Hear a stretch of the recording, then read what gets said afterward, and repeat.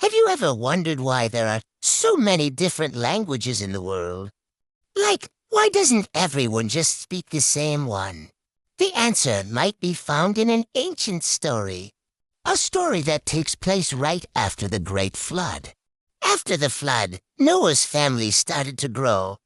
His sons and their wives had lots of kids, and those kids had kids, and so on. God had given them a simple instruction: spread out, fill the earth, and create new communities everywhere. And for a while, that's what they did. New families, new settlements, all starting fresh. But then a group of people decided they had a better idea. They looked around at the wide open plains of a land called Shinar and thought, why should we spread out? Let's build a massive city for ourselves. And in that city, let's build a tower so tall that its top touches the sky. We'll make a name for ourselves, so we'll never be scattered.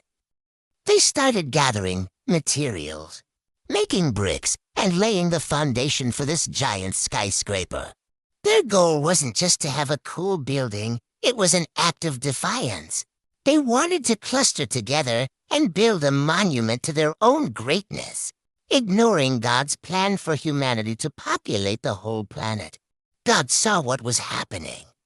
He saw their pride and their unified disobedience. He wasn't angry in a destructive way, but he knew this path would not lead to good things for them. So he decided to intervene, but not with a flood or fire. He did something much more subtle and, honestly, kind of genius. One moment, everyone on the construction site was chatting away, passing bricks, and shouting instructions. The next moment, it was chaos. The person next to you was suddenly speaking a language you'd never heard before. Your own words came out sounding like gibberish to everyone else. Imagine the confusion. Hey, pass me that brick. Suddenly sounded like where is the blue giraffe. Communication completely broke down. They couldn't understand each other. They couldn't coordinate. They couldn't work together. The grand project ground to a halt. They found others who spoke their new language and formed groups. And what did these groups do? They moved away. In every direction. The city they left behind, half finished, and abandoned, became known as Babel, which means confusion.